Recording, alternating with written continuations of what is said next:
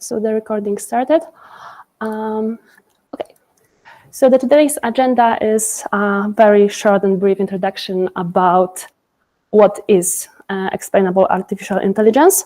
Then we will go through basic methods on the example of modeling loan decisions. Next, we will switch to images and show how those basic methods translate to image processing. And then we will go through some more advanced methods for a variety of data modalities. So for graphs, time series, recommender systems, and some others. And we will sum it all up to provide you some take-home messages. So starting from what XAI is, it is a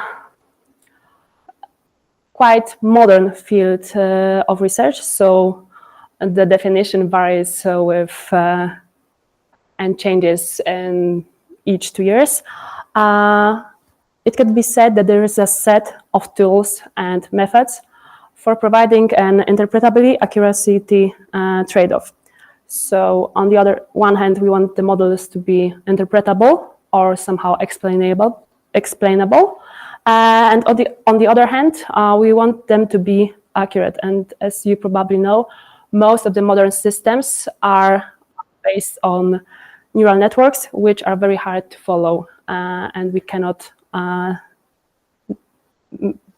make those calculations by hand. And what is very important for me is that explainability is one of the things which translate into the trustworthiness of artificial intelligence. So to build trust in AI, we would like to provide the interpretability and explanations of our models.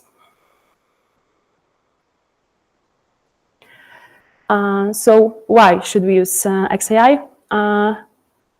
To combat with negative consequences of the decisions suggested by artificial intelligence, to assist in decision making and provide some justification of the decisions suggested by AI. And I think one of the very interesting cases are legal reasons. So there are situations when an explanation of the decision suggested by an AI agent is required by law. So, for example, in my country, if we go to a bank and we want to get a loan, if the bank says no for us, they need to provide some justification of this decision. And here, just a black box does not allow to fit those requirements. And the last thing, before we go to the survey among methods, is what makes a good explanation. So first of all, it should be comprehensible, also provide all the information about the prediction or the model, and the others should be relevant. So don't use unimportant information. So we should get a lot of information which are relevant and no informations which are irrelevant to a decision. And all this should be served in an accessible way. So it should be understandable to a human, which is the end user. And it depends on who the end user is. So if we want to explain the inner models working to an AI developer, the explanation may look different than if we want to explain it to the CEO of the company, which will deploy this model in their pipeline. And it will differ also if it should be provided for the end user who just wants a short paragraph of text or perhaps some image with some highlighted points, what was important.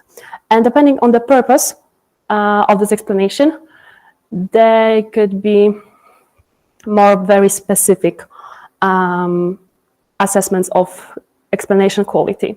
So for example, if we should explain to someone why the judge made this and this decision, or to the judge, why should he make some decision, we may have some arguments pro and contrast. So is the person guilty or not? Perhaps without suggesting the true answer, but just extracting the information from the model, so providing some arguments.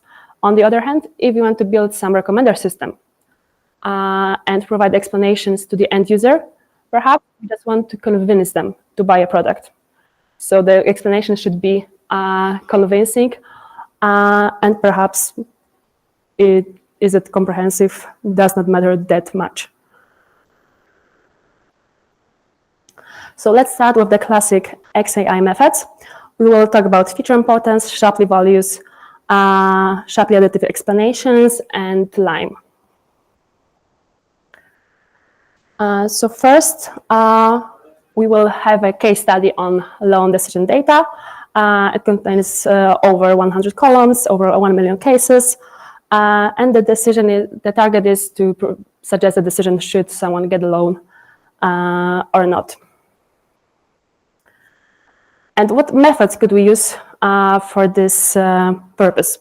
So on the one hand, we have very simple methods like logistic regression. On the other, we have NLPs, ensembles like random forest, some KNNs. And what they differ in is the inner interpretability.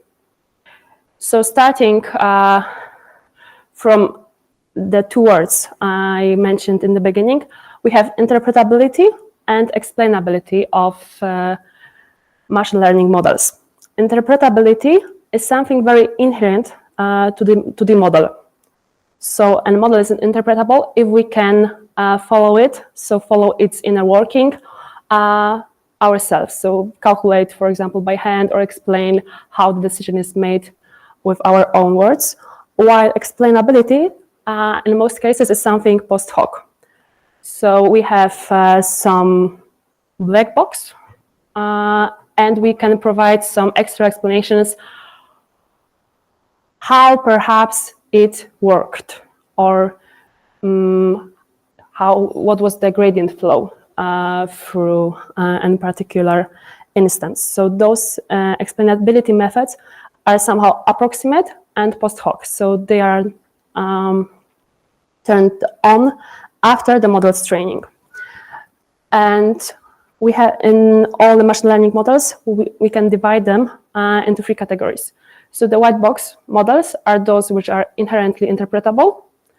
The black box models are those which are inherently not interpretable at all, like the neural networks. And the gray box models, which are something in between. So they can be partially interpretable, and it could be first the architecture, and second on the input data. So for example, a gray box, as we could see in this slide, could be Bayesian networks, which provide us with some distributions, not direct decisions. On the other hand, a gray box could be a KNN, which itself is a white box model, but trained on item embeddings derived from a neural network or perhaps some self-supervised learning. So if we use some black box embeddings, so black box representations of instances, and put it into a white box model, we could end up with something also called a gray box. In my case study, I looked at two models. It was logistic regression and XGBoost. The results obtained with both of the models were quite similar, but I wanted to include, so as they were quite similar, the natural answer is to go with the simpler model.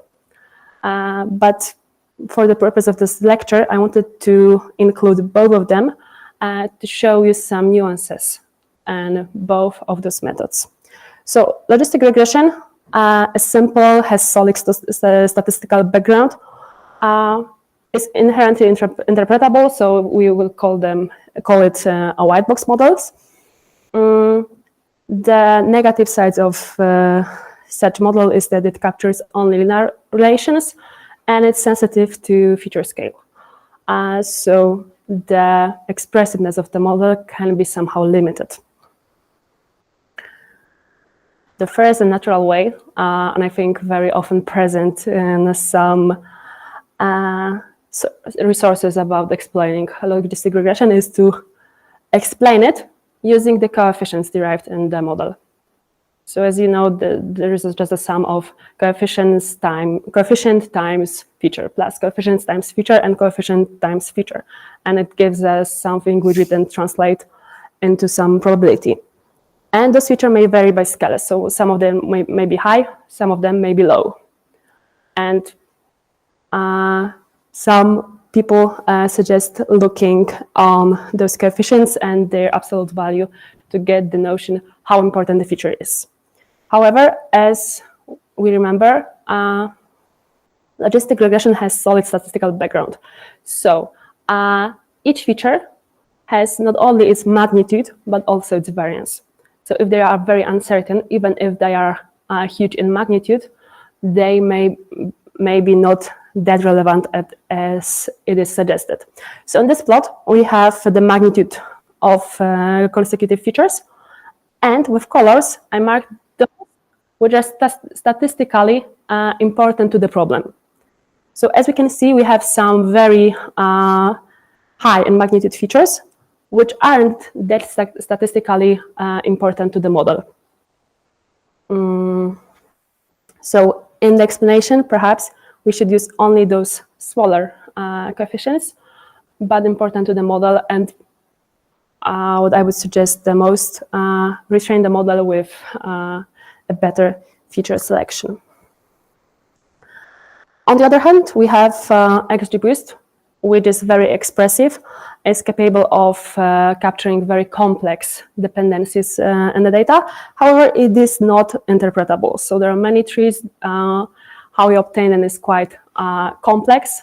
So we cannot directly follow either the prediction phase nor the training phase of the model. However, we can still provide some explanations.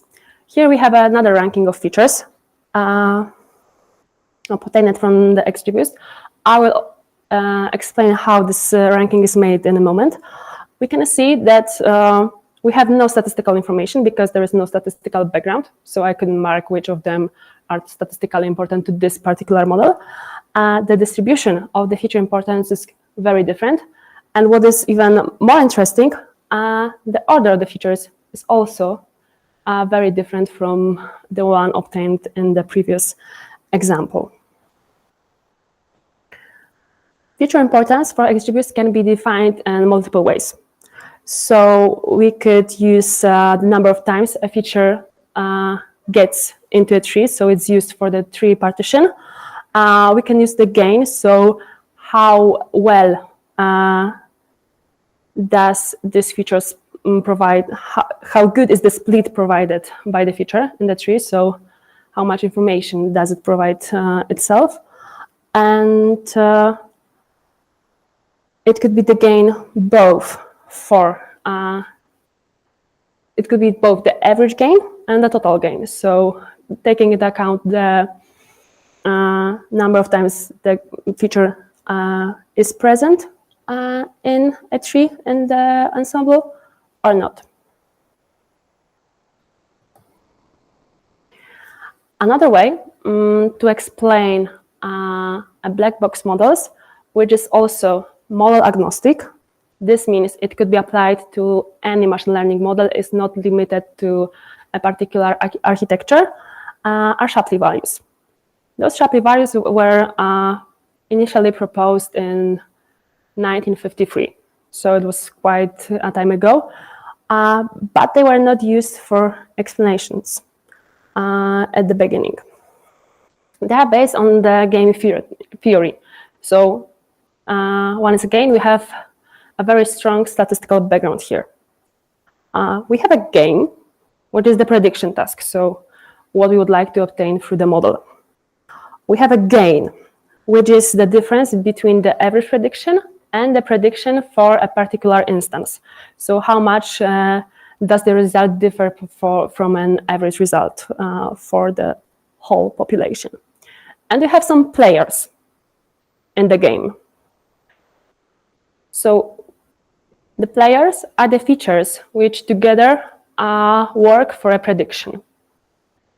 And what the SHAP values do is to calculate the marginal contribution of each feature independently. So translating it back to the game, or perhaps to football, how much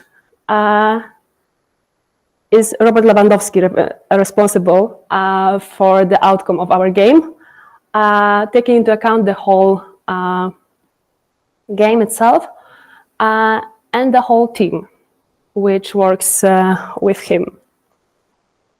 And it's calculated by this very friendly stochastic integral, but we will provide some, and it's actually intractable in practice, but there are some approximations how to calculate it in some reasonable time. So the stochastic integral says for a coalition, so for a subset of players, so we have the player 1, player 2, and player 3, how much does the player Robert Lewandowski contribute for the outcome which they can obtain by 4, okay? And if we want to explain Robert Lewandowski input into the game, we look at all possible coalitions and look how much this particular player contributed to the result of this coalition. Coalition is a subset of features, so a subset of players in the game. So this integral provides us with an expected value of the outcome with respect to the fixed features, so the features in coalition, and minus the expected value of the function of the model prediction itself, means it's the difference to the mean prediction. So exactly how is gain defined. And to calculate it in practice, it is a local method of explaining. So we have a particular game, so a particular instance to predict, and we have a particular feature to explain. This means we want to provide information about Robert Lewandowski and the game on Friday, 13th of June, let's say. To calculate an approximation of this integral from the previous slide, we use the Monte Carlo method. So we provide some approximations in M experiments. First, we took the instance to the game we want to explain, and we sample from the whole training data set another instance, so another game, which will provide us with information how much do the game differ from the others. To get a coalition, we apply the same permutation to both of those instances. So we permute the features in both of instances. Permute means we just change the order randomly. But for both of the observations in the same way. At this moment, the J feature could have changed its position. The features before J are treated as a coalition. So we have a random coalition, which in many experiments will help us to approximate the situation with all possible coalitions, and some features which will not go into the coalition, which are the feature after J in this perturbation.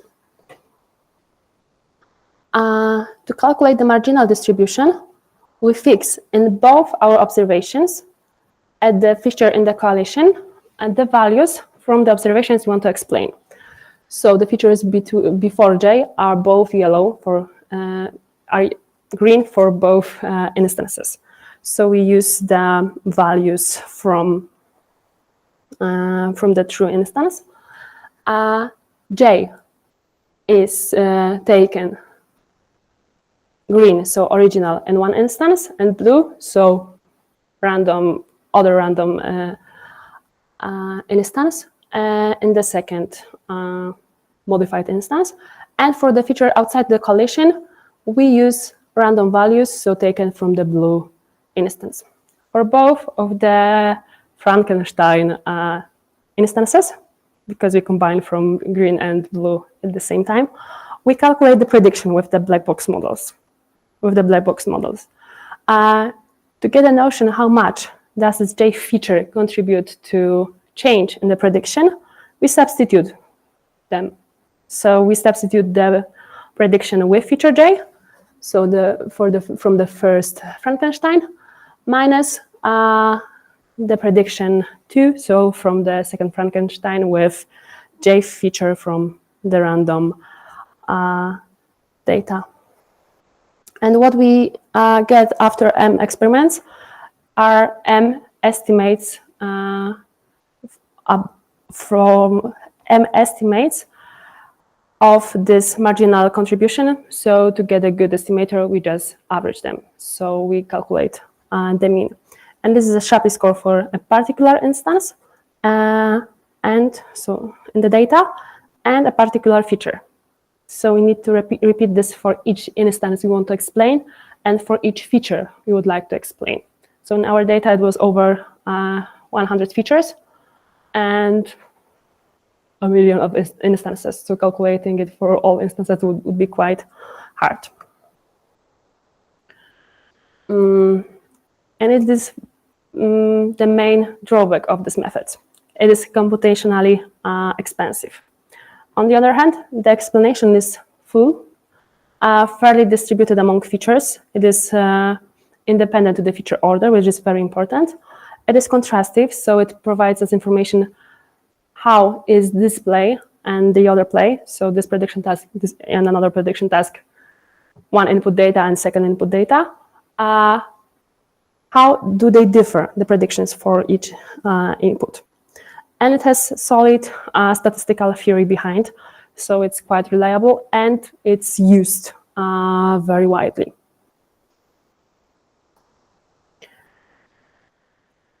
The Shapley values were rebranded in 2017, so from those scary integrals and then approximations, which were the first rebranding, they got into Shapley additive explanations, short SHAP.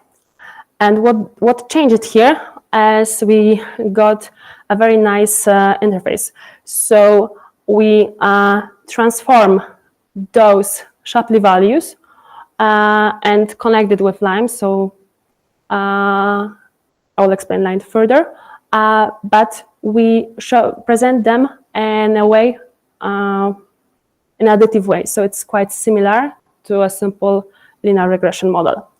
And the plots are very easy to read. So starting from the very beginning, we start with the average value, and then we present how value of each feature corresponds to the final prediction.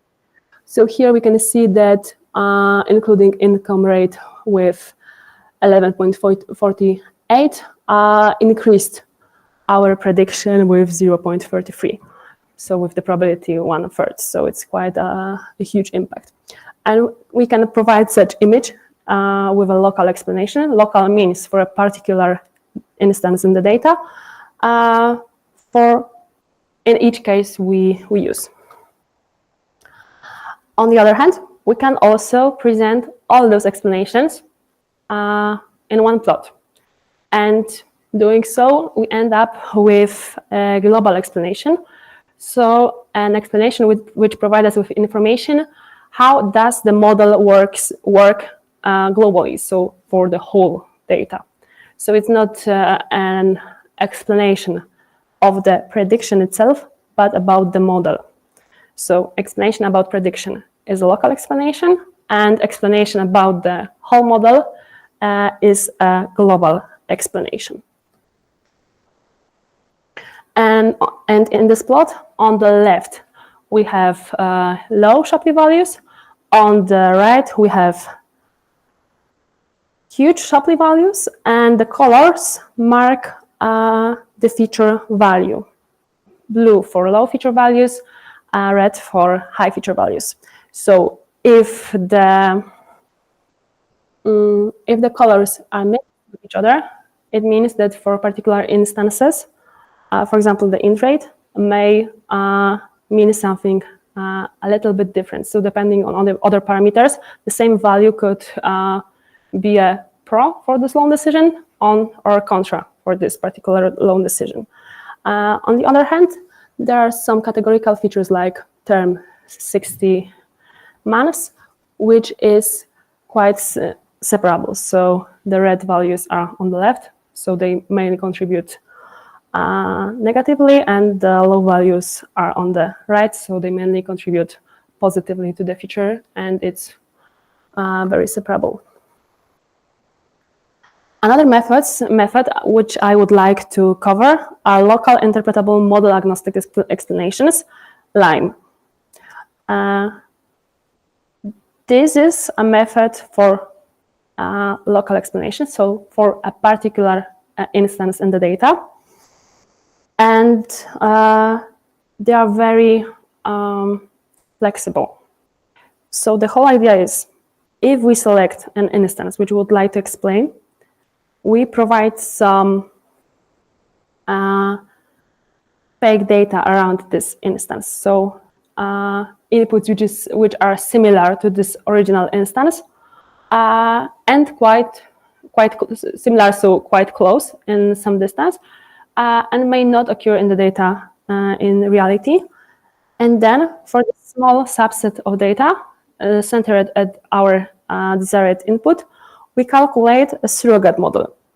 And this is where this flexibility of LIME comes in. The surrogate model can be something which is very easy to understand for us, and we can select.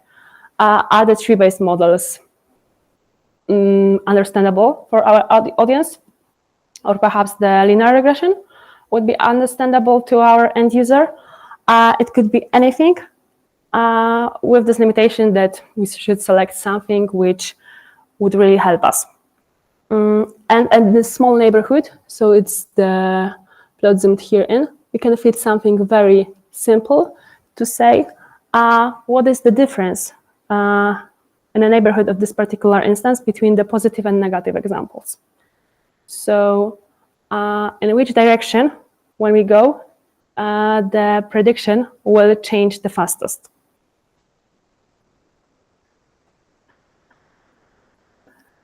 What is, I think, the hardest in LIME is to select and say what the neighborhood is. So in this example, you have seen that we selected something around here, and then we end up with something which is linearly separable quite easily. But if we select a bigger neighborhood, the selection could result in a much harder situation. And depending on the bandwidth of the neighborhood, the explanation may vary a lot. So here we have an instance X on the model which is marked with this black line. And we can provide some linear approximations of this input data locally around X. So if we select this bandwidth, marked with the green color here, the model around X is almost linear. So what we would fit in as a linear approximation of this model is this black line here. Okay. If we select a broader bandwidth, so more points around X, we will end up with this spike.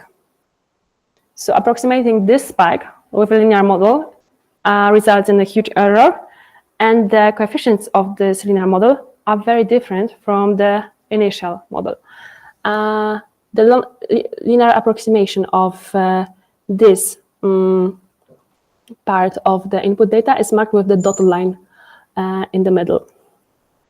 If we select even a broader bandwidth around X, we will end up with an even huger spike, and the linear approximation of this would be the yellow line. So it's almost perpendicular to the original approximation. It shows how much the details of the method can influence the final results. So the pro pros of this method, so the benefits, are that we can select any surrogate model. So we can select something which will be suitable for us. The explanations may be short. So if we select a linear regression, we may apply some less regularization and get only a small subset of features going into our explanation. And it's very easy to evaluate, which is not so often for XAM methods. So we can just calculate the accuracy, how much did our surrogate follow the original model. The main drawback of this method is this neighborhood issue. And then that we can include some data which are, in the surrogate training, we can include data points which are very unlikely to the original model. So it may happen that we train the surrogate on something which will never occur in our training data because it was simulated as the neighborhood of the original point. And the other and last cons is that the method is quite unstable, which was presented also with the bandwidth here when we obtained almost perpendicular method. And to emphasize what this locality here means, I provided Lime explanations for two instances. So we explained the XGBoost. So we used the tree-based explanation with a simple decision tree. And for two different instances, to get a simple decision tree, we use different columns. So we have different features here on the left of each plot, and they got different coefficients. So depending on what we want to explain and the locality we would like to approximate, we obtain very different models if the original data points aren't close. So let's move forward and see how those methods translate to computer vision. So Lime and SHAP translate quite easily to computer vision when we don't treat individual pixels as features, but superpixels. So here first we have an original image, almost original image. The second image is an image divided into superpixels. A superpixel is a set of pixels which are close to each other and similar in color. So we obtain some simple division, which has nothing to do with a grid division. It's guided by the input of the image itself. And for Lime, if you would like to approximate the image classification with some linear model classification, we would use the representation of each pixel as a single feature.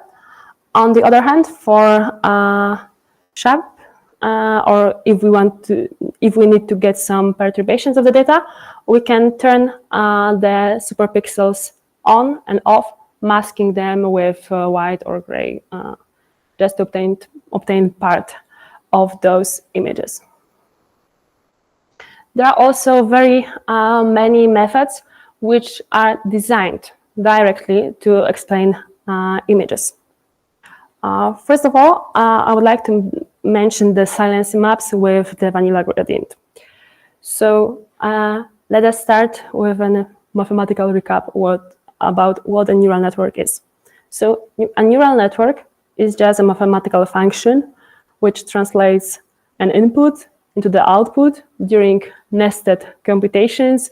In a very basic version, they consist of matrix multiplication and some activation functions, which are just nonlinear functions like sigmoid. So a lot of simple nested operations. And those neural networks have some parameters. So these transformations are somewhat parameterized. And the training of the neural network is to estimate the good values of those parameters to make this transformation meaningful. To train those, we use procedures based on gradients. So the derivatives between the output and with respect to all the parameters we would like to estimate. So the gradient can be seen as the impact on model's parameters. And this is the idea standing behind the saliency maps with vanilla gradient. So for an input image, which is our doc here, we calculate the prediction with a neural network, and then we calculate the gradient with respect to each input pixel in the image. So what was important to the function there. And those importances, so gradient for each pixel, is then visualized and an corresponding image. And here, the pixels marked with values like green, yellow, or red have huge gradient values, so were important to the model. And those with those black pixels were irrelevant to the model, so they had lower gradient.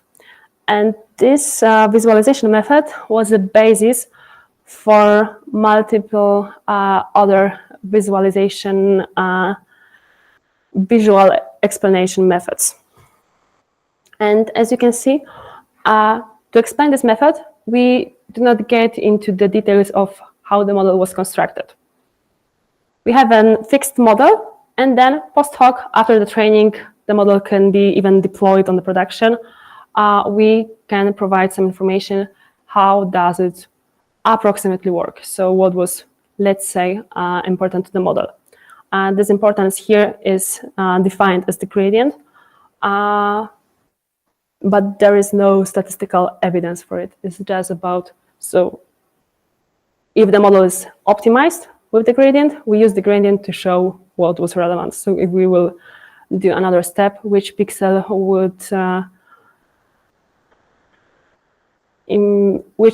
will be responsible the most for the direction of the next step in the training. And this idea of those saliency maps was the basis for other methods. One of those is GradCAM. GradCAM is designed not for all possible computer vision models, but specifically for convolutional neural networks. It takes the features from the last convolutional layer, which are marked here as A. So A with the upper index K is the value of the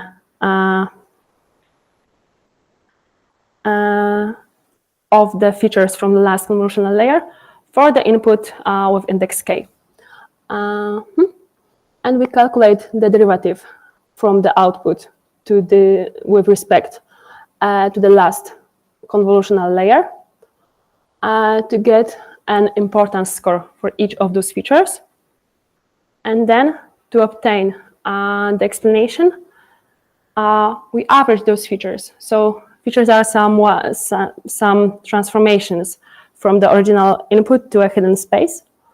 And with those alphas, we calculate how much each feature was activated for a particular input.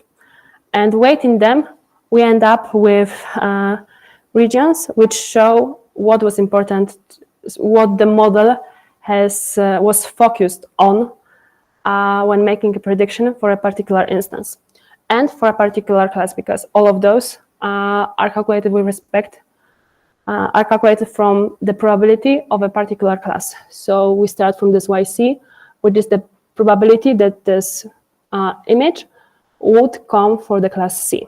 So the original image here have a dog and a cat, and we end up with different explanation, calculating it with respect to the class cat in the upper image, and with respect to the class dog in the lower image. The difference to the saliency map from the previous slide is that explanations are more concentrated, and they have a nicer structure. So they're not individual pixels, those are regions, which are highlighted with some magnitude. And they can be applied in any application where we use computer vision. So those can be medical images, not only dog and cats, and also images from a very different scale. So satellite images, and on the other hand, it could be also microscope images. So in any computer vision task and application, we can use them to highlight what was important to the model.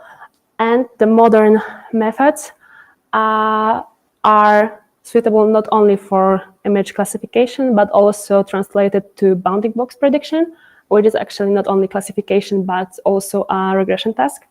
The regression here is responsible to obtain the coordinates of the bounding box. So they're applied to many other computer vision tasks. Okay, and let's move forward through the last section with XAI methods for other data modalities. We will talk about graphs, about time series recommender systems, and about some optimization problems solved with meta heuristics.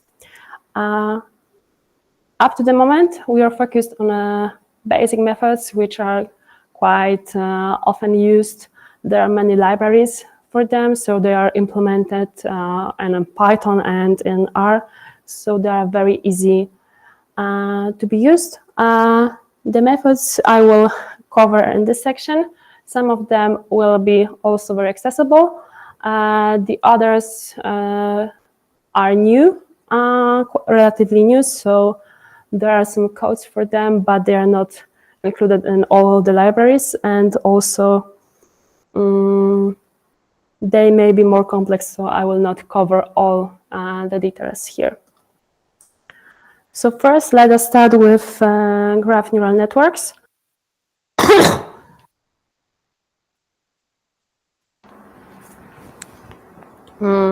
They're used for data which can be somehow represented as graphs.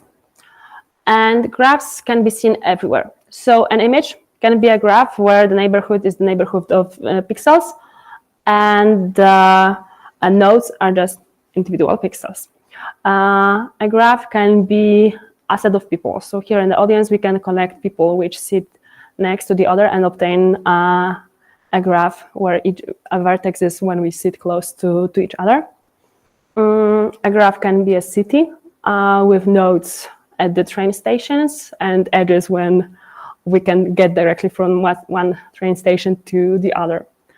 The graph neural networks, so the models suitable to apply for such data, consist of two phases. So the interface here, so the first phase in each layer, is the aggregation of the information of the neighbors.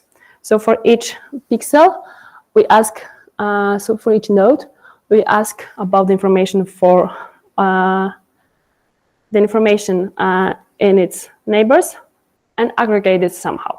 This aggregation can be an MLP or another complex function. When we have the information from the neighbors aggregated, then we update the embedding of the node we are currently interested in. So we somehow merge the information about the node we have at the moment and the information about the neighborhood of the node. So in one GNN layer, we get the information of L1 neighborhoods, so the direct neighborhoods, and the third or graph neural network layer, we will get the information from free hop neighbors. So the neighbors, all nodes, we can get to from the interest node in maximally 3 steps.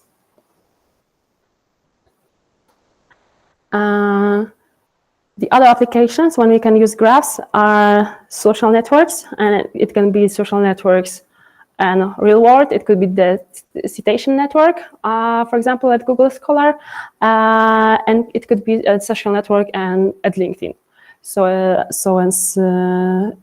In social media. The other application can be some robot motion planning, when you have some points through which the robot can go through, and some paths between the nodes, so the places, and you want to optimize a good path for the robot. It can be chemistry and material science, where each part of the material can be a vertex of the graph, and their connection can be edges of the graph, and it can help us with mining the properties of a material, and they are also quite widely used in drug discovery. So if we have some set of known substances, we can train a model on those known substances and their characteristics, and then make a huge simulation of new substances, and use this model to make an initial prediction which of those can be useful in our case, and which of those most probably will be useless for our case. It is a very first step in drug discovery and helps for a quite cheap selection of potential substances, which will go then to detailed tests. So they need to be provided and tested how they really work.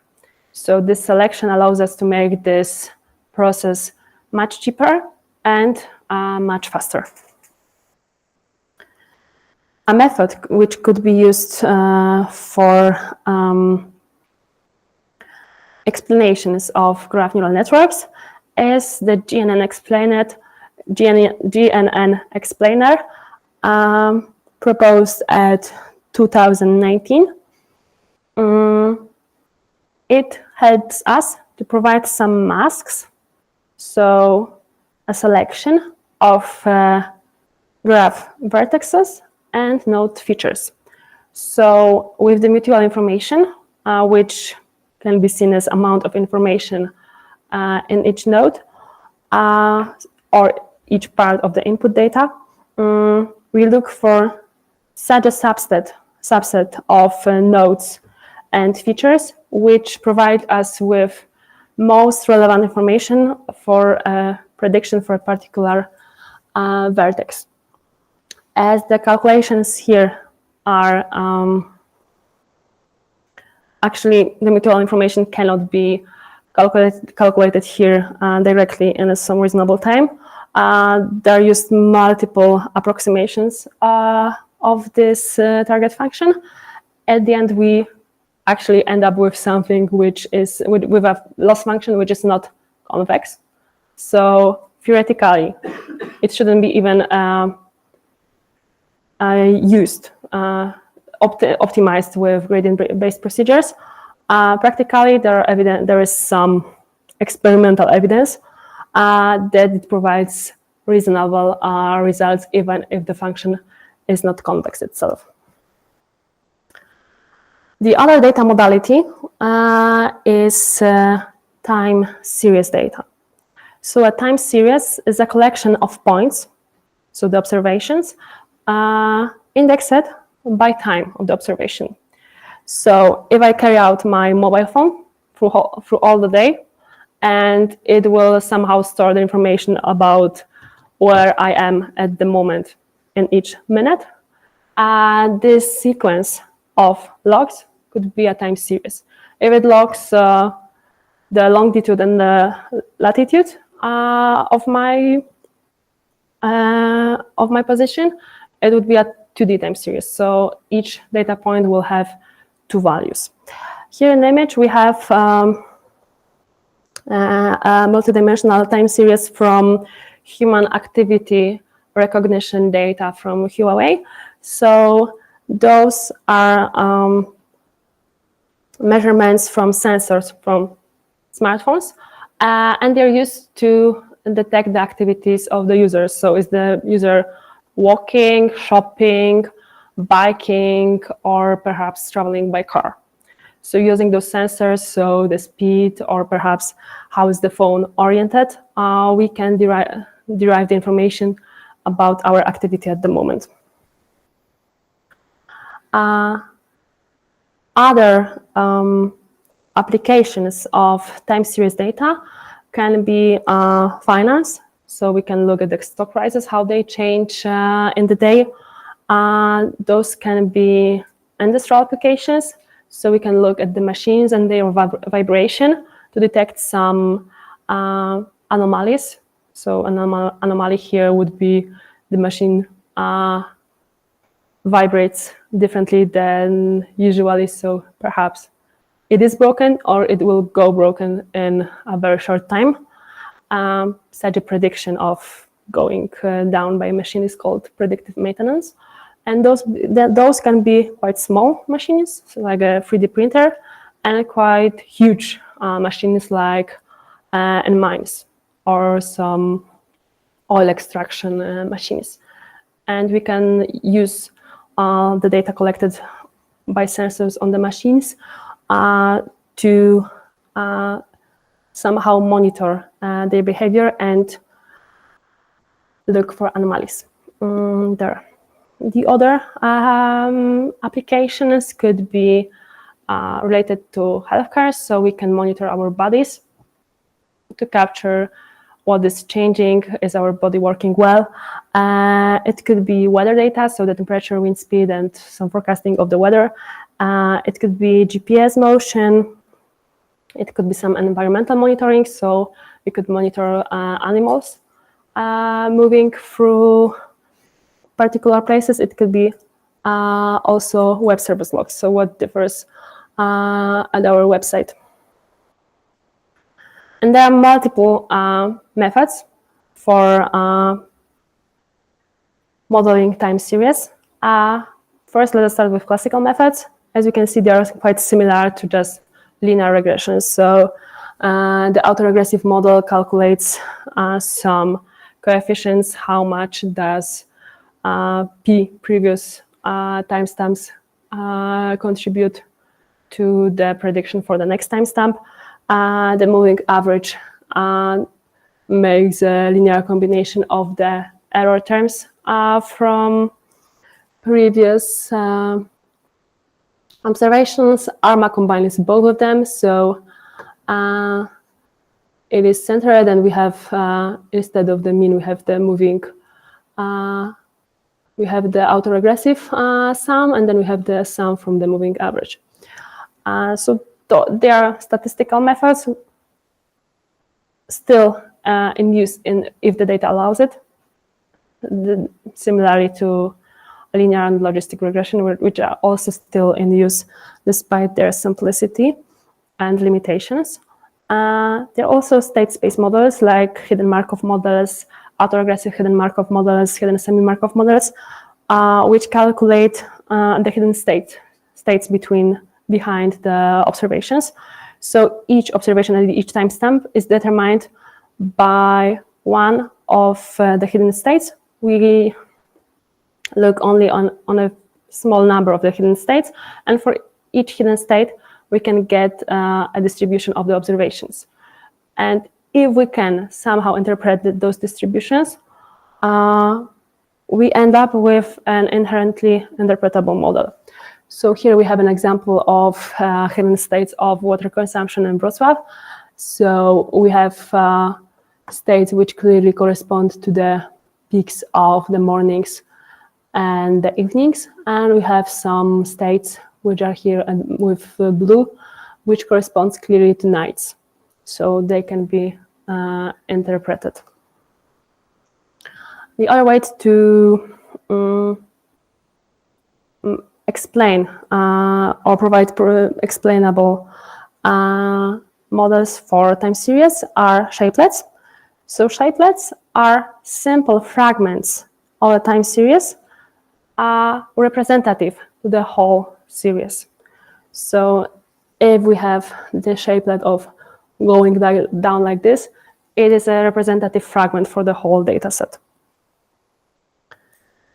And to use it in prediction, we can first highlight them, so use it to describe a time series.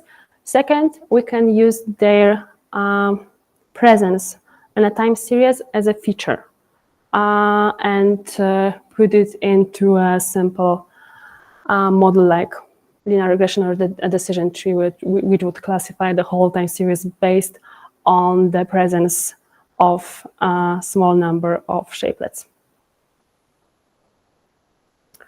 Another more modern tool here is the attention mechanism. So it's a way of calculating the weights and the importance of connections between each input fragment, between each pair of input fragments. And it is somehow inherently interpretable, so it can be shown how for example, the word low is connected to other words in the sequence. It can be also used for timestamps, so we can use a row time series and say how much timestamps are connected to each other. We can look at different tokens like items and recommender systems, and also look on how much are they interconnected. This notion of interpretability included in the design of attention mechanism has been also more investigated, so we can somehow prune this graph by removing weak connections and provide some focus on the connections which are most important to the models. So we can prune the graph of those connections given by the weights and attention to get a clearer notion of what the model is really looking on. The other techniques related to time series explanations can be also the methods used for images. So if we see a time series as an image, the dimensions of the time series on one axis and the timestamps on the other axis, we can use a neural network for this instance, for example, a recurrent neural network or an LSTM, and highlight the pixels, so the timestamps and dimensions which were most relevant to a particular prediction. So those would be the time points based explanation. The second group here are the subsequence based explanations, which can be the shapelets I mentioned in the previous slide, but those can be also some prototypes, so approximate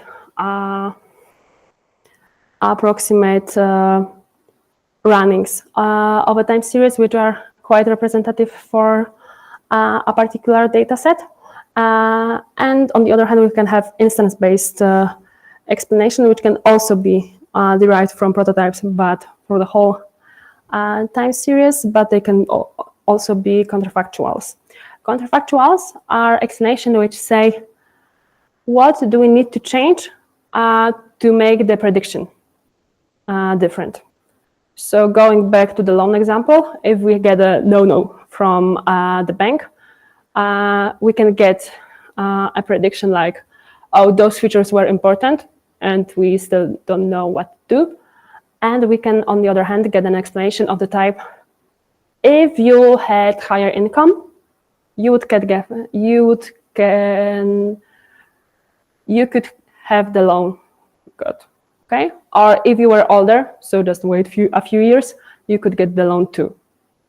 And what is important here is that sometimes it happens that we don't get a single explanation. We may get a set of explanations and then select which one of those would we like to follow. So in this loan example, I could get an explanation, have higher input, have higher income, or get older. So just wait. And I can select, will I wait 2 years or will I look for another job?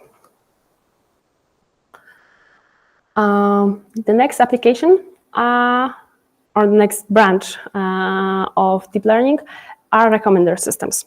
So we have a set of users, set of items. Users can be customers, items can be e-commerce products, or it can be courses at a learning platform or some financial instruments we would like to invest in. And there are interactions. So did I click this product on the website? Did I like this movie? Did I rate this book? So all of them can be interactions. Interactions can be both binary, so was there an interaction or not, or continuous. So how much do I like this item? How long have I watched it? So what is my click-through rate at the website? There are very many types of interactions and multiple architectures. The most basic ones are collaborative filtering and content-based filtering. So content-based is based on the features of the items I liked. So if I have red shoes, perhaps I will buy another pair of red shoes, which in practice quite often don't make sense. So when the research and recommender systems developed, we focused most on hybrid approaches and on collaborative filtering.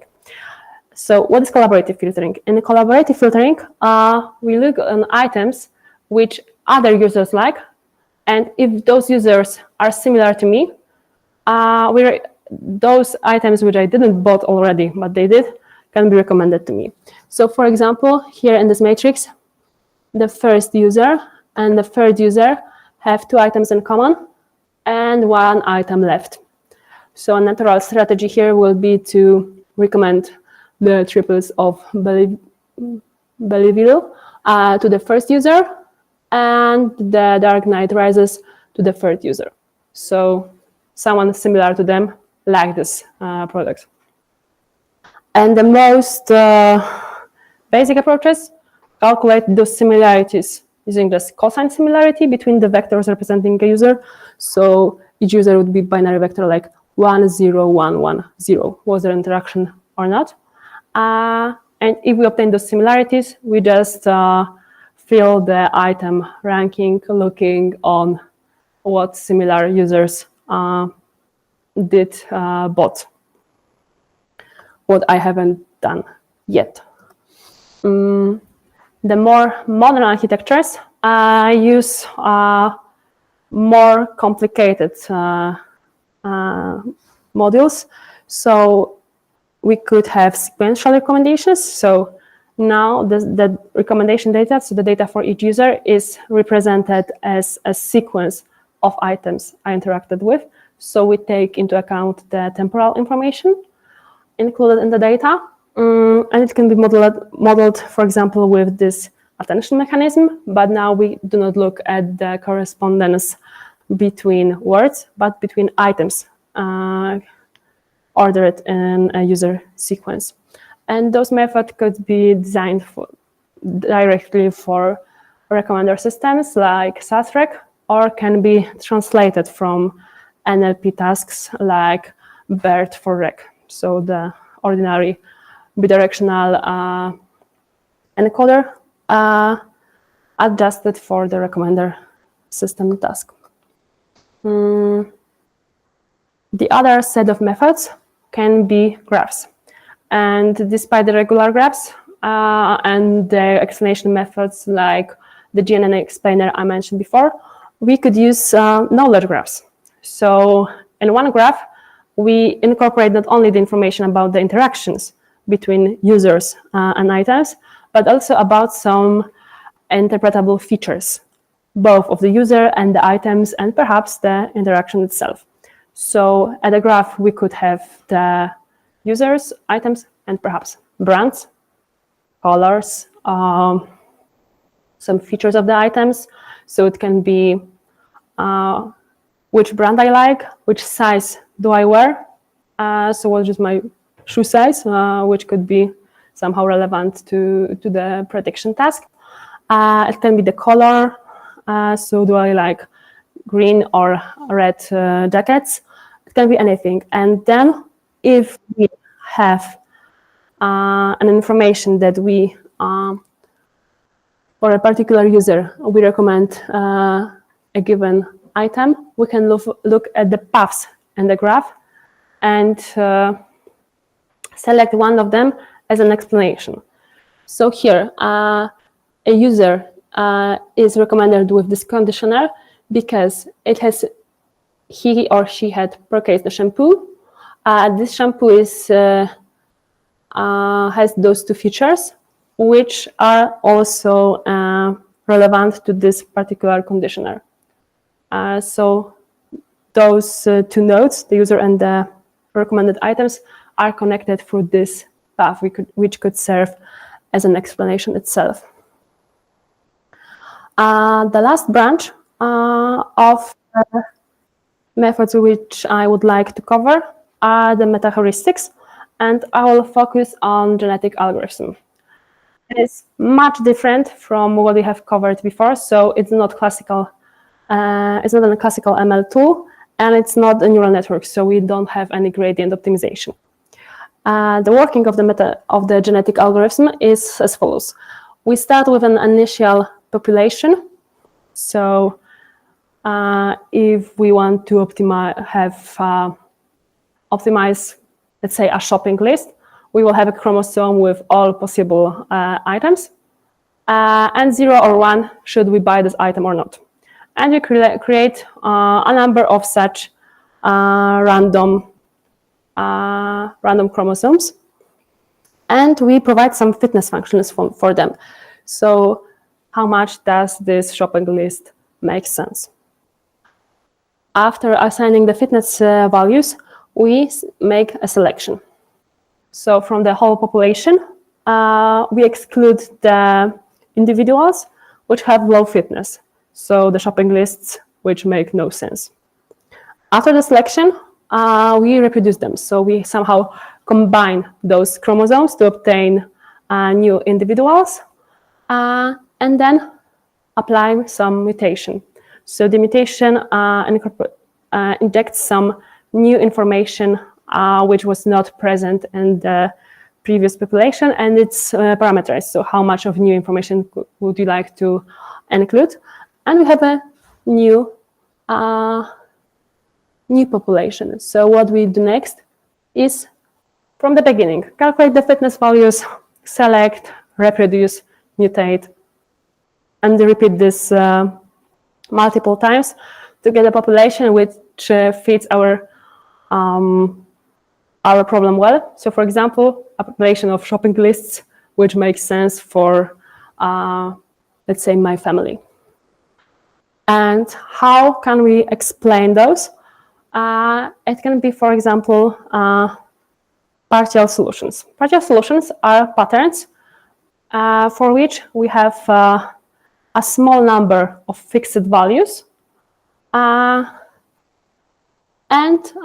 some number of stars. So the stars mean that to fit this pattern of 1, 1, 1, star, star, star, we can use any guy from the population, so any chromosome from the population, having 3 ones at the beginning and anything on the rest. So when the chromosome is long, so let's say 100, we can provide those patterns to group them to group similar individuals which will have some desired properties. And those desired properties is high fitness. So by providing those patterns, we can give the user the information which combinations of genes in a chromosome, so genes means items in the shopping list, which combination of genes here were important to having good accuracy and to have good explanations of those patterns. We want to keep them simple, So it's the criterion of simplicity. This means very little fixed values. And on the other hand, we want them to have high atomicity. That means that we will have groups of correlated features. The correlated features should all get to the pattern, and the uncorrelated ones should not get to the pattern. And of course, the mean fitness, so are the individuals described by this pattern in general useful. So to sum up, we covered interpretability and explainability. So the interpretability is an inherent characteristic of white box models. What explainability is a post-hoc method or a post-hoc tool to provide some approximate knowledge about how black box models work. And they both contribute to the field of XAI, which is quite broad and includes not only those two branches, but also the explainability of the data itself and assessment of the explanations. So, and we have going through the small taxonomy, we have model-specific and model-agnostic methods. So model-specific methods are methods designed for a particular architecture, like the GradCAM, which works only for convolutional neural networks, while the model-agnostic methods work for any architecture, like the SHAP values, which could be used both for tabular data, for images, or for text. In the text, we would just not cover the superpixels, we could cover individual words. We have explanations which are global and which are local.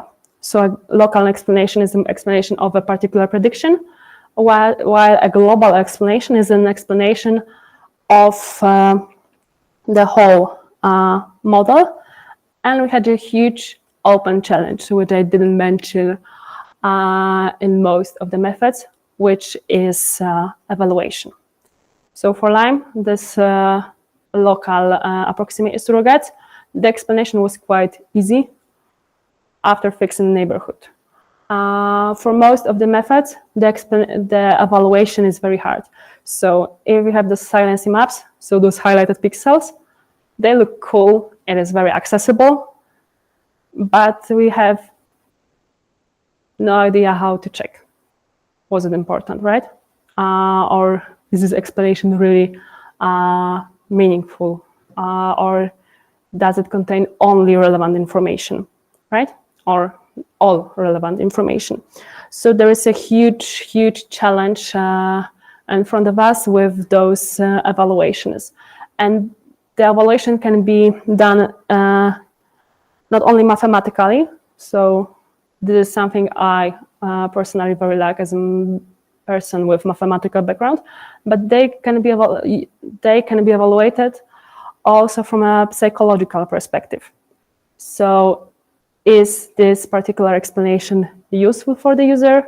Does it convince him or her? Does it bias the user? So if we will explain prediction in medicine, perhaps we would like to somehow force the doctor to think about the prediction and not only clicking accept, because there is a huge problem with over-trusting explained systems.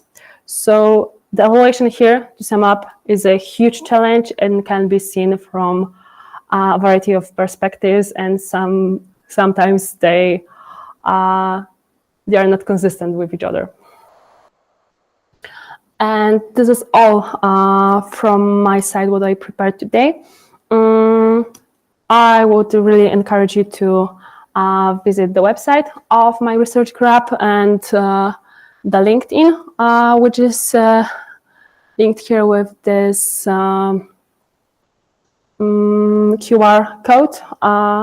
we are investigating topics not only related to XAI, but also more broadly to meta-heuristics, temporal data, natural language processing, AI for games, environmental data, satellite data, some Bayesian networks. So I really recommend the research done also by my colleagues. Thank you.